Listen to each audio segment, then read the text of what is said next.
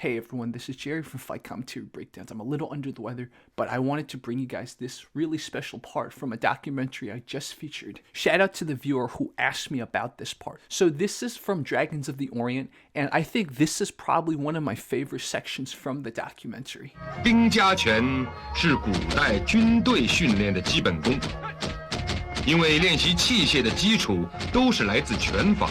所以学会了拳，就等于学会了器械。 I've heard other people talk about this and even make videos on this. What this documentary is showing is that certain styles of Kung Fu, they were just the precursors to learning about weapons. So the whole point is you're not learning it for the sake of just the bare hands, you're learning it to then add a weapon. 兵家拳法的特点就是无论怎么样，手一定要在身体前面。 而且要同一个方向，以攻为守，攻防结合向前冲。 So this documentary came out in the 80s, so the English translations weren't always good. That's why I had to add my own translations. But if you can imagine the soldiers practicing this for ancient battlefields, it makes a lot of sense. What are we going to do? We can't really back up, right? We got to keep attacking. Or else if we rout, let's back up even before we talk about this.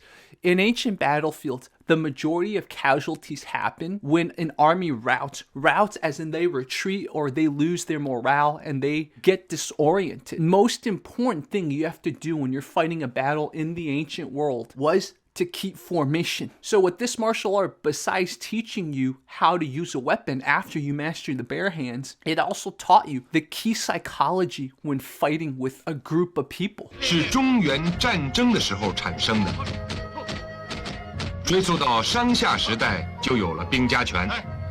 虽然我们现在资料很少，但是多多少少还是有一些资料的。 And no, I have not looked at the manuscripts from thousands of years ago to confirm that claim, but any China scholars or martial arts scholars, if you know what passages refer to Bing Jia Quan, aka this style of Kung Fu that's being featured, let me know, and I can look it up and translate for you. A lot of very ancient Chinese history, the records got burned because the first emperor, Emperor Qin, erased a lot of the previous stuff. He wanted to start China anew after he conquered. It's not that it wasn't written about, it's that unfortunately a lot of it was burned, but some of it still survives. So anyone that knows more about this, find me the passages and I will gladly translate.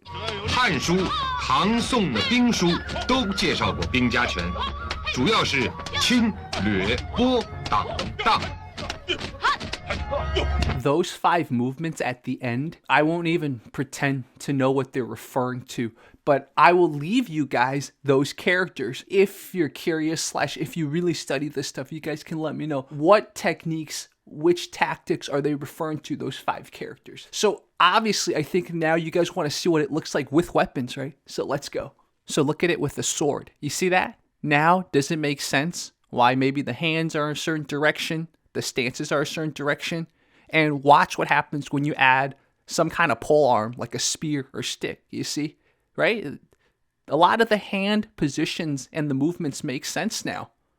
So very enlightening. I'm going to retroactively play you what it looks like without the weapons. If we didn't have the weapons context and we were looking at this, it wouldn't make sense, right? Let's look at what happens when we take away the weapons. What does it look like? See? He has a spear or a pole arm, a staff or something in his hand, right?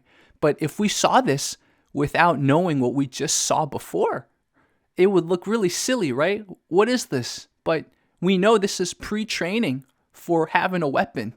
It's almost like they're developing the muscle memory before they have the strength. So I really hope this generates some discussion. Please leave your comments, guys. Press a like if you haven't yet, and subscribe if you're not subscribed, and consider being a channel member. I am feeling not good right now, so I will go take a break and I'll go sleep. But I hope you guys really enjoyed this video. And if you guys want more videos like this, you want to support my channel, please consider being a channel member. Okay, guys, a lot more to come. Keep sending me your questions because obviously this guy can do a lot of translations that probably 99.99% of people can't. So send me your questions. And if you have any name or manuscript you want me to translate, I can do it. Talk to you soon, man. Fight Commentary Breakdowns. Hopefully I'll feel better tomorrow.